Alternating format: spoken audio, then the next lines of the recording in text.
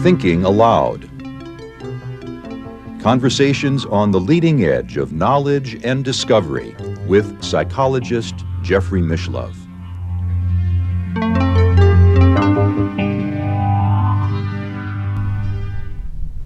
Hello and welcome. I'm Jeffrey Mishlove, and this is part 3 of our 4-part series with Dr. Walter Semkiw on the subject of reincarnation.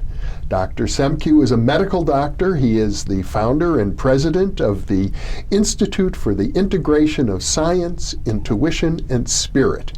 He is also the author of several books on reincarnation, including Return of the Revolutionaries, The Case for Reincarnation and the Reunification of Soul Groups, Origin of the Soul and the Purpose of Reincarnation, and Born Again.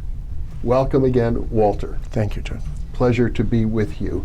You've developed what has to be a unique approach to reincarnation. You've made a name for yourself for identifying the past lives of, I suppose, hundreds of people, and you use what I think people in the scientific community would regard as an unorthodox approach to that, but it's one that you feel confident in. Yes, so. and just to jump ahead a little bit, I feel confident in these principles of reincarnation because subsequently, by becoming a scholar of Ian Stevenson, all these principles that I first proposed in my first book in 2003, I find are supported by Stevenson's literature.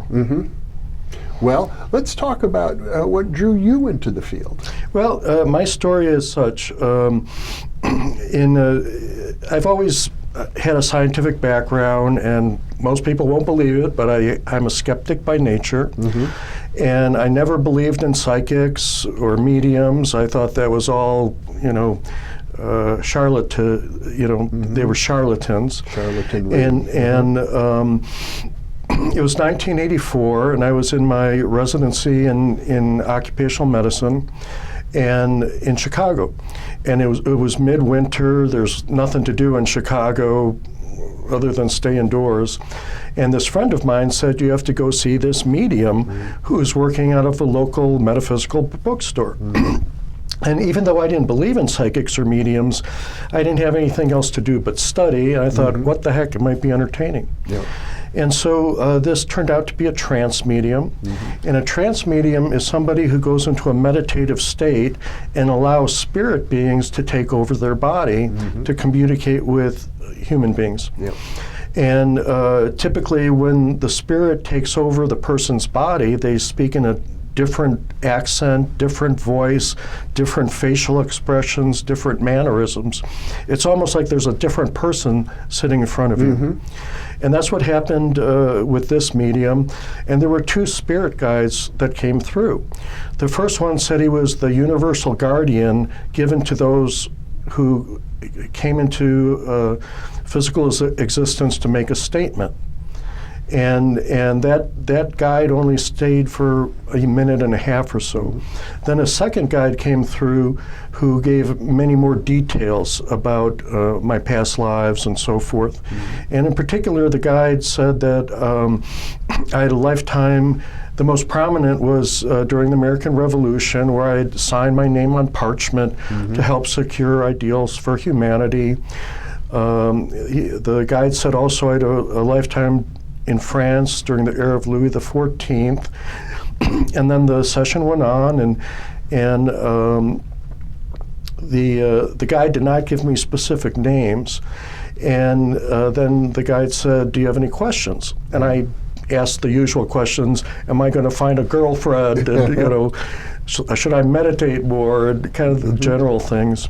And then I thought, well, can you tell me who I was in the American Revolution? And they told me, and so fairly well-known figure, and I found it hard to believe. Yeah. And then the guide said, know that you are here to bring a new way of thinking. And I thought that's strange, like, how am I going to bring a new way of thinking? I don't understand life, and at this point in time, I was sort of agnostic, and, who am I?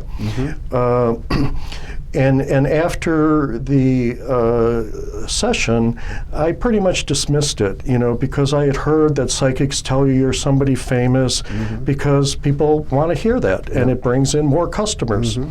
And so I dismissed it all. And I thought, I probably just wasted my money. And then 12 years later, by this time I was working as a medical director for an oil company, Unical 76, whose slogan is the spirit of 1776, coincidentally. And I was in Hawaiian business, and I was going to go to lunch with some of the managers. And they said, let's meet in the parking lot in 10 minutes, we'll go out to lunch. So it was broad daylight, around noon. I'm standing in a parking lot waiting for my colleagues, and we're out of nowhere, this booming voice, like there was literally a megaphone in my head, said, study the lifetime and mention this person from the American Revolution. And it like startled me, nothing like this ever happened to me before, and nothing that dramatic has happened since. But it made me start studying this person and that era of the American Revolution. And I realized that not only in some portraits did I look exactly like this person, but I started to identify all these people in this person's life who seemed to be reincarnated around me. The idea of a soul group here. So, and that's where I started to formulate that people incarnate in groups. And some were, historical figures where portraits were easy to find, but others, like one thing that really shook me up, and again, I still didn't believe this, but I went back to Boston where this person lived, and I went to a local historical society, and they had a lot of information, and there was a shoebox with the name of this person's brother. And in history books, they mentioned this brother, but this brother never did anything in the American Revolution, so he's just mentioned brother of. And I had never seen a portrait of this brother. Well, I take out the shoebox, and there's a portrait of the brother and his wife, and the person is a dead ringer for my brother George. And the woman is a dead ringer for my brother's wife. And it shocked me, and it was like I was on like a detective on a trail where I kept finding more and more information that seemed to be supporting this theory. But at the same time, I was a medical doctor, and, I was afraid to talk to anybody. And in fact, when I did try to talk to my brothers about it, they could not listen to it. They thought it was too weird. And I remember during that time, I felt like the loneliest person in the world because I had no one to talk to.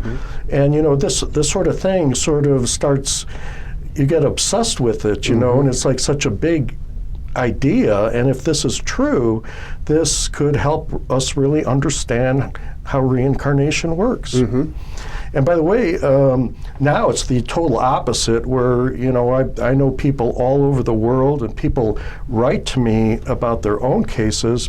And what's sort of happened now is I'm sort of becoming a mentor for people who are going through the same process that I went through back in 1996 and ensuing years. Trying to integrate the possibility that you could have been this person in a past lifetime. And just recently a person contacted me who through a series of events, which I won't go through, he is quite convinced that he's the reincarnation of a very famous musician, rock musician. And he reminds me so much of me because he's like saying, this is so amazing, and I have no one to talk to. And this guy's also a tough bodybuilder, and he's felt rejected by his whole family and everything because they're mainly Christians, and this idea of reincarnation just seems unbelievable to people. Well, it was unbelievable to you when you started. Yes. And in fact, that's what led me to work with Kevin Ryerson, who's a good friend of yours. Yes. And what happened was that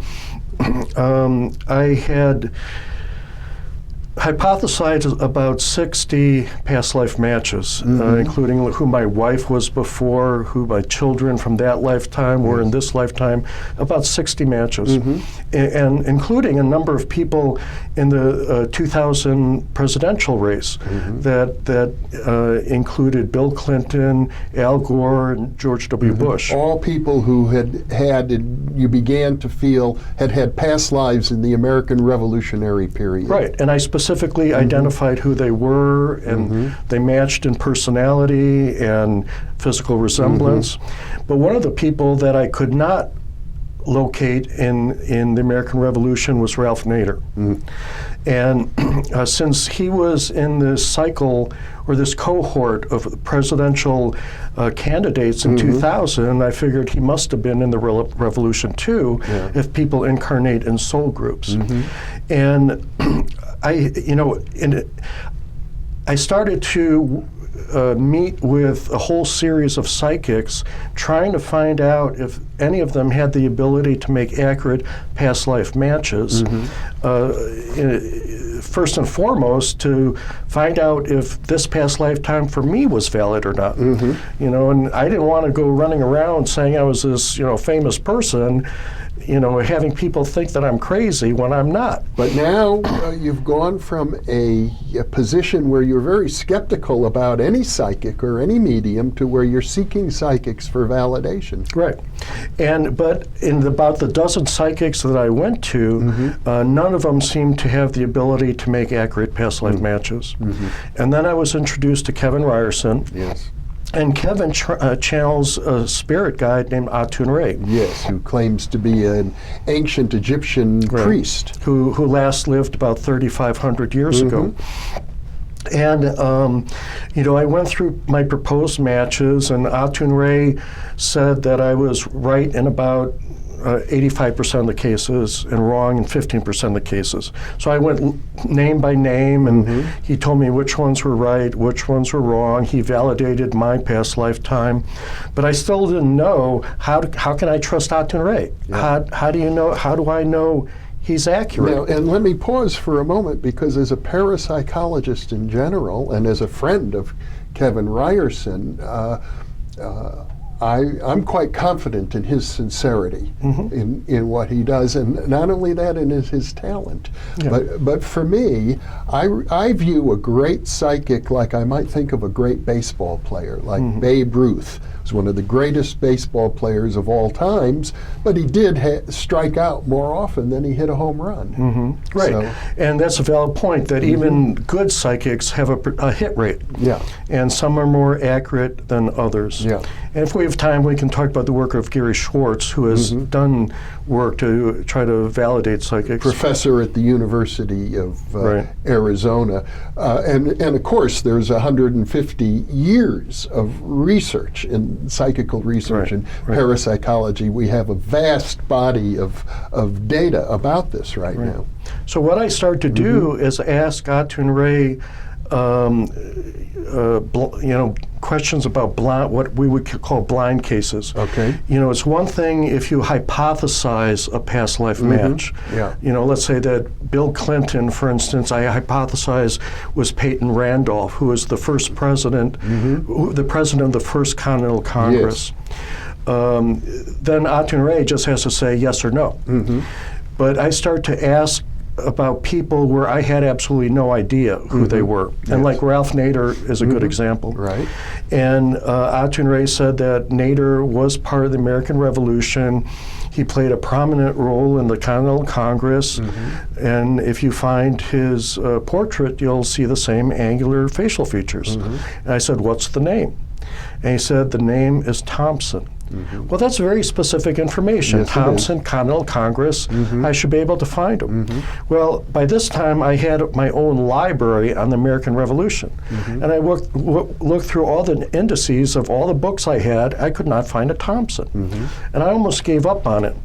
But then I thought, by this time I had a book contract and had a deadline. And so I thought, I don't have time to do this anymore. But I thought I'd give it one more shot. And I went to the San Francisco Public Library and went through every book on the American Revolution that they had, just looking in the indices for a Thompson. Finally, in a book that was published around 1935, it was a huge black volume, in the index it says Thompson, Charles Thompson, portrait of Thompson. I turn to the page and it's a dead ringer for Ralph Nader. And we can show that image. Yeah. And then now that it turns out that he was the secretary of the Continental Congress for the full 13 years of its existence. And the reason he wasn't in most history books is they recorded who the elected representatives were. And not many people focused on the secretary. But now that I had more information, I was able to get more information on them and found that they said the same things. They were both advocates for the underdogs. They were both advocates for Native American rights. And the history, you might ask if Thompson was a revolutionary who served as the secretary of the Congress for 13 years, why didn't he get elected as a representative himself? And what the history book said was that he was too radical to be elected, just like Nader. And then I start to ask about other personalities. For instance, I had read about another Philadelphia revolutionary named David Rittenhouse, and all I knew is that he helped edit the pamphlet Common Sense, written by Thomas Paine. That's all I knew about him. And I asked Ahtun Re, has this Rittenhouse reincarnated? And he said, well, yeah, he was Carl Sagan. Sagan had died by this time. Excuse me, but at first thought, when Ahtun Re told me that, my heart sank, because I thought that can't be true. Because by this time I had realized people pretty much do the same things in life. And you know, politicians tend to come back as politicians, artists come back as artists, doctors come back as doctors. And I thought, how could this little known revolutionary that I had never heard of become the world's most famous astronomer? And this was before the internet. We're talking about 2001, and the internet was in its infancy. It was in its very early stages. There were some very primitive search engines, but nobody used them. I think it's fair to say that Kevin Ryerson probably didn't search the internet on this case. And when I go to sessions, I don't tell Kevin ahead of time what I'm going to ask. So then I got other books, and lo and behold, 2 months later, I got a book that said that, where I learned that Rittenhouse was America's first astronomer. And he built the first telescope in America. He built the first replica of the solar system that was accurate based on his observations. And you didn't even know this when you first inquired. And I still didn't know what he looked like. The book did not have a portrait. And the first time that I saw a portrait of Rittenhouse was actually when I went to visit Ian Stevenson in 2001. And Stevenson was very gracious. He spent a whole day with me. But while I was there, I did the tourist things, and I went to James Madison's home. And Madison had an extensive collection of portraits of people from the American Revolution. And lo and behold, he has a portrait of Rittenhouse, and he looks just like Carl Sagan. And I couldn't believe it. And so here there was another case where there's no way in the world Kevin could have known this through his own fund of knowledge when it took me so much work to find it. And so that, and now I've been working with Kevin and Ahtun Re over a period of 15 years on a monthly basis. I usually have 2 sessions or more per month. And Ahtun Re has been able to do this reliably throughout this period of time. So what we have been doing is compiling a database of famous personalities. One of my favorite recently is that Elon Musk, the founder of Tesla Motors Yes. and of SpaceX and of PayPal, he's been identified as the reincarnation of Thomas Edison. And you know, Edison and Tesla had a great rivalry about what type of electricity, AC or DC, Right. was most practical for long-term transmission. And Edison was direct current advocate, and Tesla was AC. Tesla won out. Tesla went out, and appropriately, Edison called his car Tesla. And physically, the resemblance is stunning. Okay, so people can look you up on the web, and they can find probably over 100 of these matches. Probably closer to 500. 500 at this point. And if you just Google, you know, Elon Musk reincarnation, it'll pop up. I mean, you can, if you're interested in anybody, just Google reincarnation in that person. And we have musicians and politicians and scientists. And so the criteria that you use in making these identifications include physical resemblance, personality matches, career interests, talents, and soul groups, and the soul group, plus the confirmation by Kevin Ryerson's trance personality, Ahtun Re. Right. So, and again, I've been doing this for so long, and I've had websites up for such a long time. People write to me all the time with proposed matches. And what I first do is I review them myself to see if they're plausible, if they meet these criteria. And if they do, then I'll ask about it in a session with Ahtun Re. And then if he affirms it, then I'll put it on the website. Okay. Now, I think it's fair to bring up that you identified a match for me. In fact, at this point, I think a couple. Quite a few. Yeah. Well, you're almost your entire soul group in this lifetime in the William James lifetime. And as I recall, here's how it happened. Many years ago, I had an internet radio program, and I interviewed you because you had just written a book on astrology at the time. And you mentioned in passing that you were doing these identifications on the American Revolution, and I had a website that I owned the URL, I still do, williamjames.com. And you said to me, well, do you think you might have been the reincarnation of William James, the founder of American psychology and one of the founders of American pragmatic philosophy and one of the first presidents of the Society for Psychical Research, a person who has been identified, I think, as one of the 100 most influential Americans who ever lived. Oh, stop bragging. I said to you, of course not. I don't think I could have been William James. For one thing, he was my hero. Why would I have been a person who I regard as a hero? And you said to me, well, people reincarnate in soul groups. So what you might do is see if some of the people who are closest to you in this lifetime, do they potentially match in terms of these criteria that we've discussed, physical features and personality characteristics, etc., with people who were known to have been associated with William James. And I figured, all right, I'll go through the exercise. I came up with a number of possible, a dozen possible matches, hypothetical, and you took that information to a session with Kevin Ryerson and Ahtun Re. Right, and just to kind of go back, you're the one who actually connected me with these regression organizations through our correspondence. Yeah. And when I saw, there's also a category of reincarnation cases that I call affinity cases, where someone is naturally attracted to their own past life. One example is Halle Berry has been identified as the reincarnation of Dorothy Dandridge. Dorothy Dandridge. And Halle went to great lengths to make a movie about Dorothy. Yes. Laurel and Hardy have been identified, and they, as children, replicated the behavior of Laurel and Hardy unconsciously. And when I contacted them to tell them they were Laurel and Hardy, they were kind of stunned, but they had to admit they've been acting like Laurel and Hardy ever since they were children. Mm-hmm. So there is this phenomenon of being attracted to your own past life persona. Mm-hmm.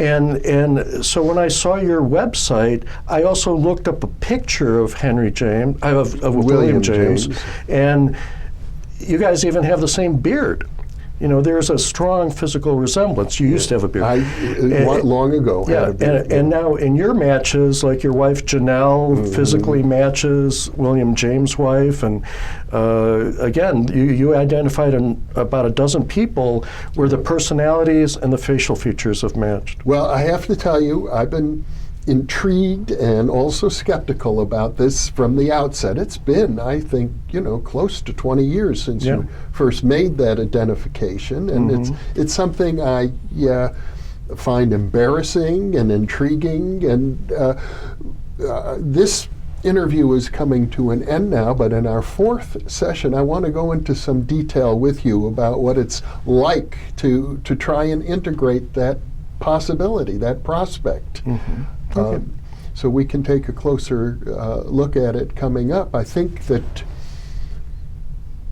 the issue for me, when I expressed to you my skepticism, you said, well, William James would have been skeptical too. Exactly.